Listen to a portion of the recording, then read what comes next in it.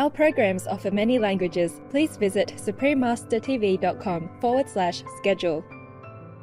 The good building is not one that hurts the landscape, but one which makes the landscape more beautiful than it was before the building was built. The timeless architecture of Frank Lloyd Wright. Continue watching to find out more.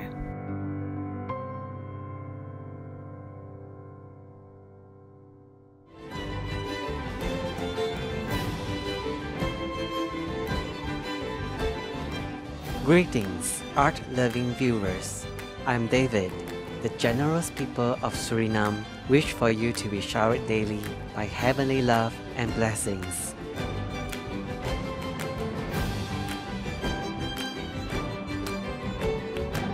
Welcome to our program, The Timeless Architecture of Frank Lloyd Wright.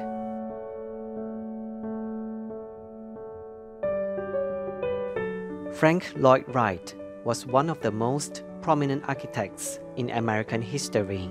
During his lifetime, he designed over 1,000 structures, including churches, schools, museums, and residential houses, 8 of which were acknowledged as UNESCO World Heritage Sites in July 2019. Mr. Wright is recognized as the greatest American architect of all time by the American Institute of Architects. His design philosophy of organic architecture, which emphasizes the harmony of human structures and nature, still influences generations today. What is organic architecture, according to Mr. Wright? Organic architecture is an architecture from within, outward. Organic means, in philosophic sense, entity, where the whole is to the part as the part is to the whole, and where the nature of the materials, the nature of the purpose, the nature of the entire performance becomes a necessity, and out of that comes what significance you can give the building as a creative artist. One of the most famous designs that best exemplifies Mr. Wright's philosophy is a house called Falling Water. In 1935, Frank Lloyd Wright designed a country house over a small stream in western Pennsylvania. Frank called it Falling Water.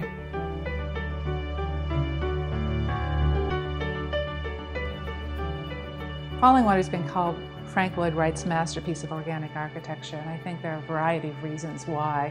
Certainly one of them is that it, perhaps better than any of his other buildings, speaks to something deep within us that longs for simplicity, unity, all of those things we find in nature and respond to so well.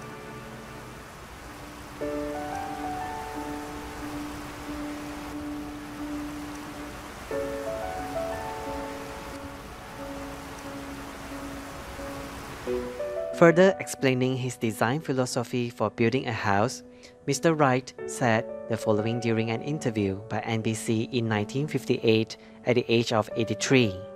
What do you try to put into a house when you design one? First of all, the family it's designed for, as a rule. Not always easy and not always successful, but usually so.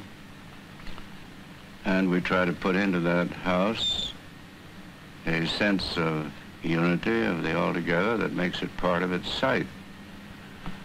If the thing is successful, the architect's effort, you can't imagine that house anywhere than right where it is.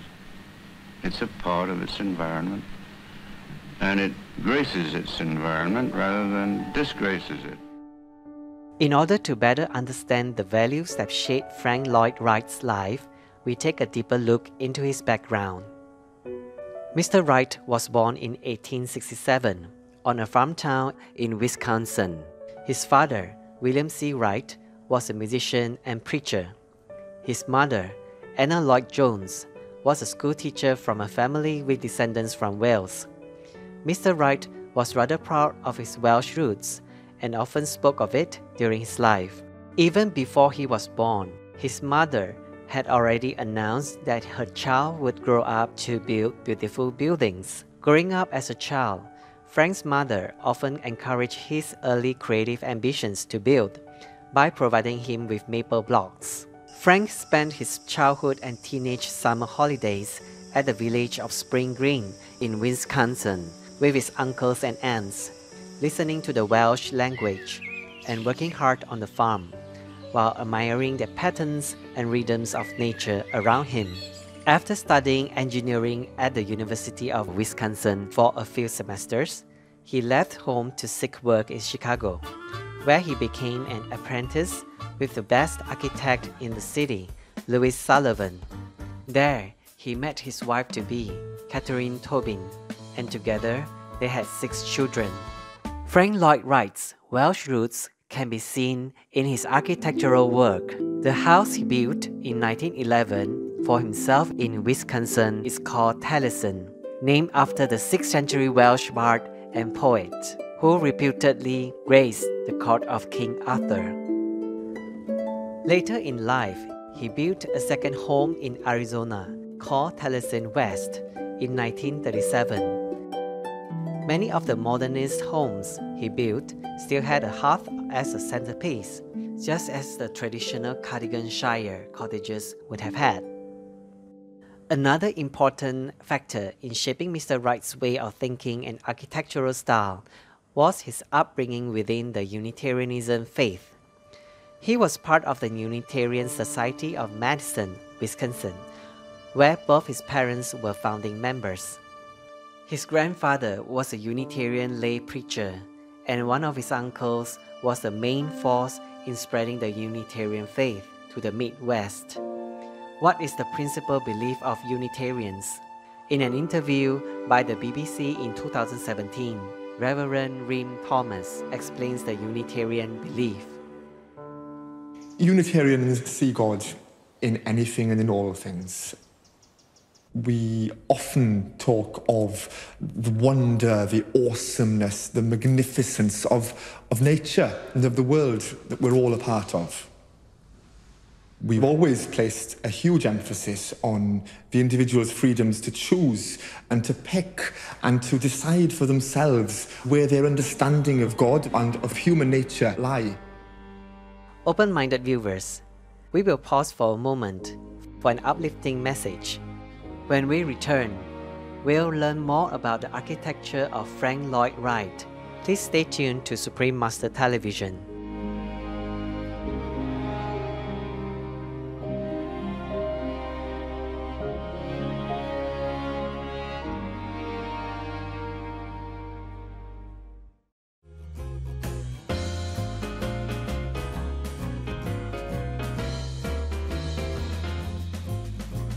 Welcome back to our program featuring the famous modern American architect, Frank Lloyd Wright. Let's find out what was going on in the architectural world during Mr. Wright's time.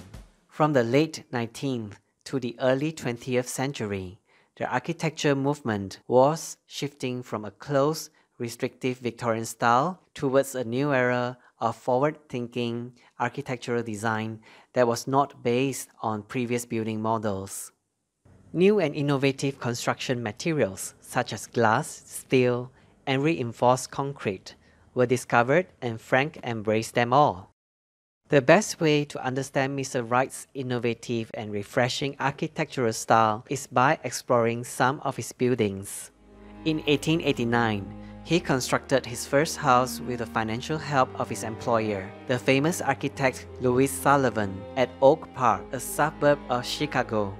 It was built in line with his organic architecture style, as the outside of the building completely blended with the trees surrounding it, creating a balanced picture.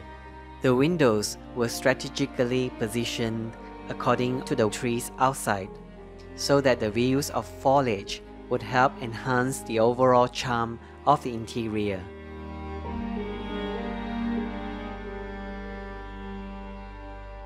Mr. Wright also designed almost every piece of furniture within the house.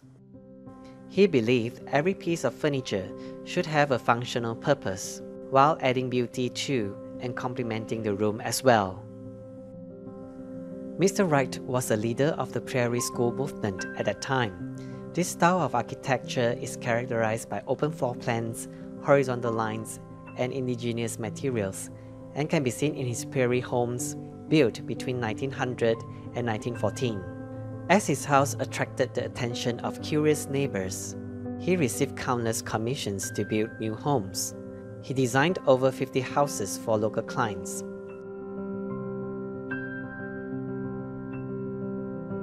The most famous one was the Robbie House, built in 1906.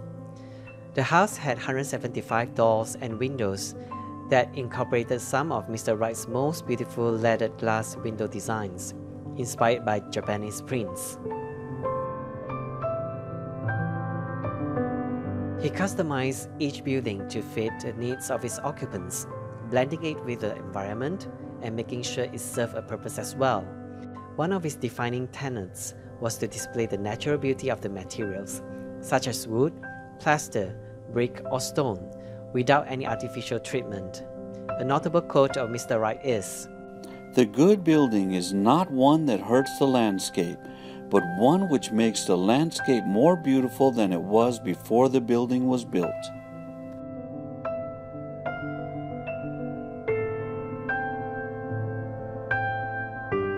Another of his famous designs is the Unity Temple. The Unitarian Universalist minister, the Reverend Rodney Johanno, wanted a modern building that would embody the principles of unity, truth, beauty, simplicity, freedom, and reason. Mr. Wright delivered just that. Consistent with his philosophy of organic architecture, he boldly used concrete for the building and intentionally left the plaster, bricks, and stones bare and unpainted, which was unusual at the time. In the absence of traditional religious figures and decorations are the masterfully designed layout, space, and lighting that allowed the guest to get a sense of a happy cloudless day into the room. Daylight sifting through between the intersecting concrete beams, filtering through amber glass ceiling lights. Thus, manage the light would, rain or shine, have the warmth of sunlight, according to Mr. Wright.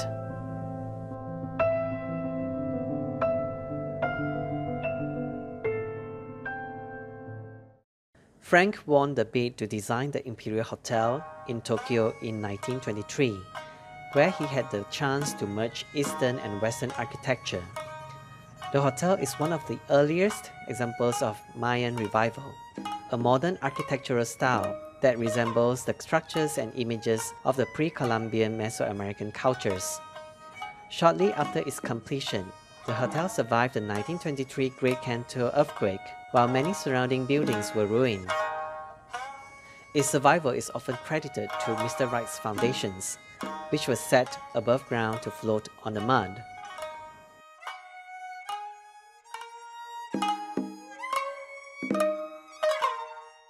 Frank Lloyd Wright passed away in 1959, but his legacy lives on as people become more environmentally conscious. The architects today are exploring new ways to use eco-friendly materials and resources to reduce environmental impact. Many credit Frank Lloyd Wright as the father of green architecture and one of the forerunners of sustainable living, as he often opted for local and accessible construction materials and utilized natural resources effectively, be it sunlight, water, or wind. Mr. Wright's influence in American architecture is undeniable. His buildings still fascinate today's generation, and his philosophy of organic architecture continues to inspire people to seek a more balanced life with nature. He was truly an architect ahead of his time and a design visionary.